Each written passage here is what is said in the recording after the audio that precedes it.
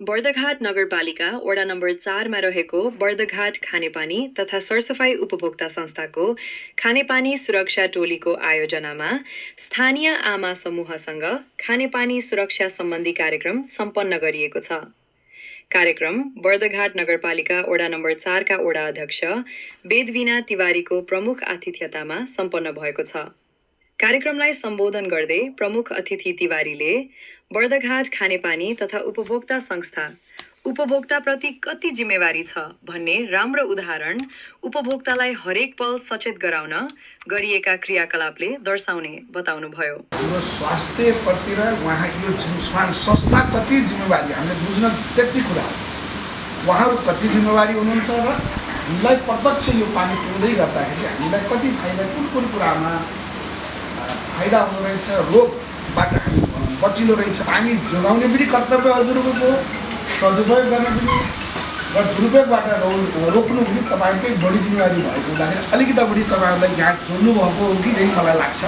कमसेकम अब अन्य देशमा पानीहरूको पनि अभाव हुँदै गएको छ। अहिलेको हाल हेर्दै गर्दाखेरि हावापानी नदीको परिवर्तन भएको छ, यता लडाइँ भइरहेको छ, अन्य ठाउँमा के हुँदैछ र पानी हामी कति राम्रो रहेछ त हामीले बर्दघाटमा पानी राम्रो पानी खाने पिउँदै गर्दाखेरि यो संस्थाले कति मेहनत र कति टिम एउटा इमान्दारी भएर काम गर्नुभएको छ र हामीले यो पानी यसरी तपाईँहरूलाई पुर्याएका छौँ। यो पानीलाई पनि र हामीलाई पनि यो संस्थालाई पनि सबैलाई माया गर्नुहोस् र यो संस्थासँग जुट्दै गर्दाखेरि होलतिर पलतिर छरछिमेकीलाई पनि यो पानी हाम्रो राम्रो छ, यो पानी त्यत्तिकै आएको छैन, दुरुपयोग नगरौँ, नलका नबनिदिने अथवा पानी चाहिँ चुँदै गर्दै गर्दाखेरि पनि तपाईँले तत्काल सूचना गर्नुभयो भने पानी सेभ हुन्छ भन्ने। त्यस्तै कार्यक्रमलाई सम्बोधन गर्दै संस्थाका अध्यक्ष दीपक लम्सालले पानीका कारण मानव शरीरमा पर्ने प्रभाव र त्यसबाट बच्ने उपायहरू जानकारी दिँदै संस्थाले उपभोक्ताको हितमा गरिएका कार्यक्रमका कारण संस्थाले सबैको माया पाउन सफल भएको बताउँदै बेला बखतमा उपभोक्ताको तर्फबाट सकारात्मक सुझावको अपेक्षा गरेको बताउनुभयो। हामी धेरै आमा समूहहरूलाई र टोल विकास संस्थालाई पनि यहाँ जोडेर ल्याएका छौँ। यसको एउटै मात्रै अर्थ के हो भने पानी नहुने वस्तु हो, यसलाई प्रयोग पनि गर्नुपर्छ, यसको सदुपयोग पनि गर्नुपर्छ र योबाट धेरै हामीले फाइदा लिन सक्छौँ र योबाट धेरै बेफाइदा पनि छन्। यही टपिकमा यहाँहरूलाई हामीले यो हलमा बोलाएर कार्यक्रम गर्ने गरेका छौँ। यहाँहरूको टोलमा हामी एक दुई पटक गइसक्यौँ। सरसफाइको कार्यक्रममा नि यहाँहरू हामी सँगसँगै कार्यक्रम गऱ्यौँ।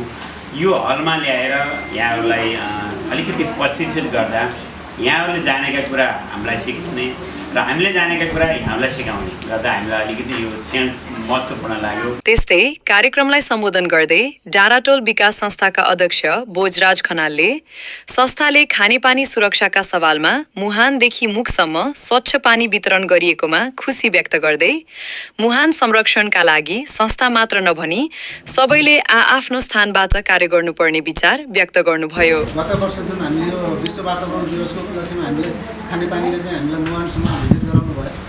यसो त्यही होइन लास्ट हाम्रो त्यसले गत वर्ष त्यो देख्दा म आफै दङ्ग परेँ कि हामी साह्रै नै सुरक्षित रहेछ। हामी मुहानदेखि मुखसम्मको खानेपानीको कस्तो छ भने यहाँ त कुरा त सुनिराखिन्थ्यो, कार्यक्रममा यो हलभित्र कुरा भइरहेको थियो, तर हामी 6 किलोमिटर माथि मुहानसम्म पुग्दाखेरि म आफै चर्चित परेँ। म पहिला गएको मुहान र गत वर्ष गएको मुहान हेर्दाखेरि डकुमेन्टमा पनि देख्यो, साँच्चै नै छ, त्यो एकदम सुरक्षित छ। हामीलाई त्यो खानेपानीमा कुनै पनि दुविधा छैन। कार्यक्रमलाई सम्बोधन गर्दै संस्थाकी कोषाध्यक्ष राधादेवी अधिकारीले संस्था खानेपानीमा मात्र नभई सरसफाइका साथै महिला सशक्तिकरणका सवालमा पनि कार्य गरिरहेको बताउनुभयो। अधिकारीले संस्थाले आफ्नो कार्य समितिमा नीति अनुसारकै महिला सहभागिता गराएको मात्र नभई हरेका कार्यक्रममा पनि महिलालाई उपस्थितिमा प्राथमिकता प्रदान गरिएको बताउनुभयो। कार्यक्रममा संस्थाका उपाध्यक्ष तथा कार्यक्रमका अध्यक्ष कमल थापाले खानेपानीले सरसफाई तथा खानेपानी सुरक्षाका सवालमा गरेका कार्यक्रम, यसले पारेका सकारात्मक प्रभाव तथा खानेपानीका सवालमा संस्थाले दिएका सेवा सुविधाका बारेमा जानकारी दिँदै भविष्यमा पानीका लागि हुन सक्ने कमीलाई मध्यनजर गर्दै पानीको बचत गर्ने बानी र मुहान तथा पृथ्वीको सतहमा गरिनुपर्ने कार्यका बारेमा सबैलाई जानकारी दिनुभयो। कार्यक्रममा सहभागी थिए आमा समूहका प्रतिनिधिहरूले बर्दघाट खानेपानीले निरन्तर दिएको सुविधाका कारण आफूहरूलाई सहजता प्राप्त भएको बताउँदै पानी सम्बन्धी आफ्ना जिज्ञासा राख्नुभएको थियो। खानेपानी पेजबाट खुसी लागेको छ, एकदमै राम्रो लाग्यो। यो अहिले 2 साल भयो यदि 10 लाख ठाउँ भेटाइन्छ जस्तो कि एउटा मसिनलाई त खराब पानीले त मिसिन बिगार्छ भने हामी मनुष्यले त त्यो खराब पानीले हाम्रो स्वास्थ्य कति खराब गर्छ भने अझ यहाँ सिक्न पाएँ कि यो देख्दाखेरि एकदम राम्रो लाग्यो होइन। त्यो एउटा जमिनमा पनि एउटा सानो टुक्रा त्यो टुकार भुलाको त्यो कागजले यति पनि कति असर पार्छ भनेपछि हाम्रो शरीरमा पनि त्यो खराब पानी यति मात्रा पनि कम भयो, फोहोर भयो भने त कति असर पार्छ भन्ने कुरा सिकायो। ज्ञान भन्ने कुरा यस्तो चिज हो कि जुन जति मैले जानेको छु भन्दा भन्दै पनि अभाव रहन्छ, त्यसमा आज फेरि परिपूर्ति हुने मौका पनि पाइयो। त्यो सँगै मैले आज मेरा दिदीबहिनीहरूलाई, मेरा टोलका दिदीबहिनीहरूलाई लिएर आउन पाउँदा उहाँहरूले पानी सम्बन्धी, पानीको संस्था सम्बन्धी गतिविधिहरू, पहिला विगतदेखि वर्तमानसम्मका हरेक गतिविधिहरू सँगै हामीले पानी उपयोग गर्दाखेरिमा कस्तो विधिहरू अपनाउनुपर्छ, जुन पानी मुखदेखि मुहानदेखि मुखसम्म पानीको शुद्धिकरण भन्ने एउटा नारा लिएर शुद्ध पानी पिलाउने अभियानका साथ बर्दघाट खानेपानी अगाडि बढेको छ।